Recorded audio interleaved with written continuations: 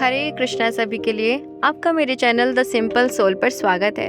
आज हम बात करेंगे एक विशेष और महत्वपूर्ण दिन की, जिसका हिंदू धर्म में बहुत ही ज़्यादा महत्व है, और वो दिन है अनंत चतुर्दशी का।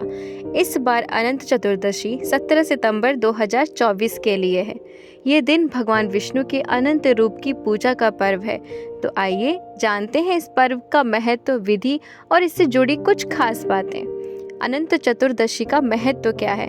अनंत चतुर्दशी भाद्रपद मास की शुक्ल पक्ष की चतुर्दशी तिथि को मनाई जाती है। इस दिन विशेष रूप से भगवान विष्णु की पूजा की जाती है, जिन्हें अनंत कहा जाता है, यानी वे जो अनंत हैं, जिनका कोई अंत नहीं, जिनकी कृपा का कोई अंत नहीं।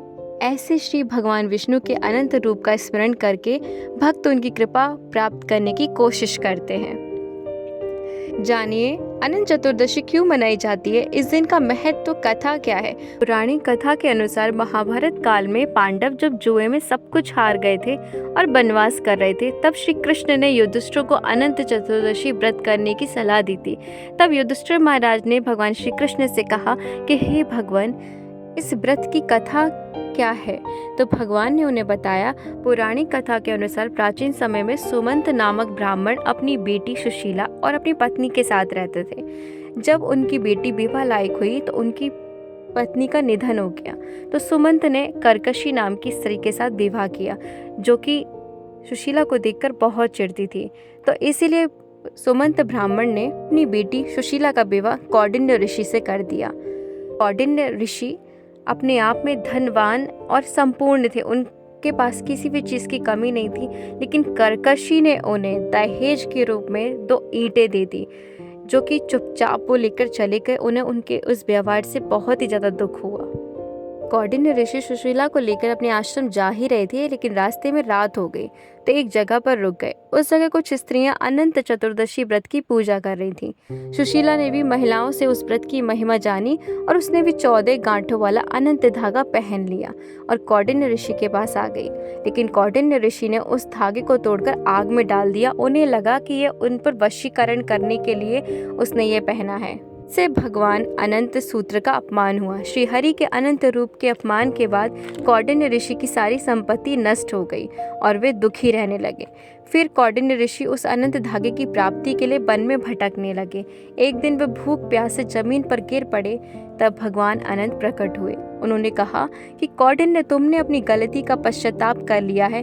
अब घर जाकर अनंत चतुर्दशी का व्रत करो और 14 साल तक इस व्रत को करना। इसके प्रभाव से तुम्हारा जीवन सुखमय हो जाएगा और संपत्ति भी वापस आ जाएगी। कौंडिन्य ऋषि ने वैसा ही किया, जिसके बाद उनकी धन संपत्ति वापस लौट आई और जीवन खुशहाल हो गया। कहा जाता है इसी व्रत के प्रभाव से पांडवों ने अपने कष्टों से मुक्ति पाई और अंततः धर्म की विजय हुई।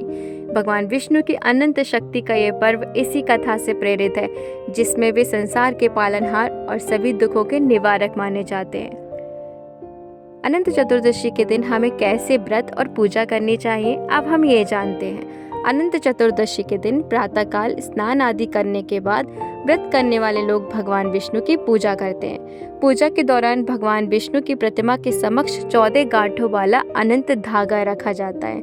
ये धागा कच्चे रेशम का होता है, जिसमें हल्दी और कुमकुम लगाकर इसे पूजा के बाद भक्त अपनी कलाई पर बांधते हैं। इस धागे को बांधते समय भगवान विष्णु से सुख, समृद्धि और अनंत कृपा की कामना करते हैं। पुरुष इस धागे को दाहिनी कलाई पर और महिलाएं बाईं कलाई पर बांधती हैं। ये अनंत सूत्र सुरक्षा और समृद्धि का प्रतीक माना जाता है। अनंत चतुर्दशी का एक और महत्वपूर्ण पहलू है, और वो यह है कि इस दिन गणेश उत्सव का भी समापन होता है।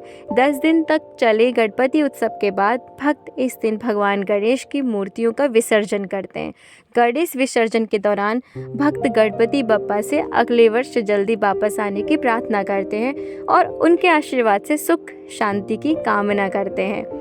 इस पर्व का मुख्य संदेश यही है कि भगवान विष्णु की अनंत कृपा से कोई भी संकट, चाहे कितना भी बड़ा क्यों ना हो, समाप्त हो जाता है।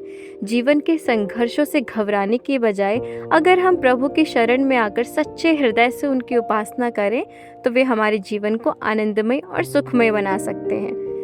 तो अनंत चतुर्दशी हमें यही सिखाती है कि हम भगवान विष्णु की अनंत शक्ति पर विश्वास रखें और जीवन के हर संकट में उनकी शरण में जाएं। साथ ही ये दिन हमें गणेश उत्सव की विदाई का भी अवसर देता है, जो एक नई ऊर्जा और आशा के साथ जीवन आगे बढ़ाने का प्रतीक है। अगर मेरा ये वीडियो आपको अच्छा लगा तो कृपया करके कमेंट सेक्शन में बताएं और इस चैनल को सब्सक्राइब करना ना भूलें। हरे कृष्णा।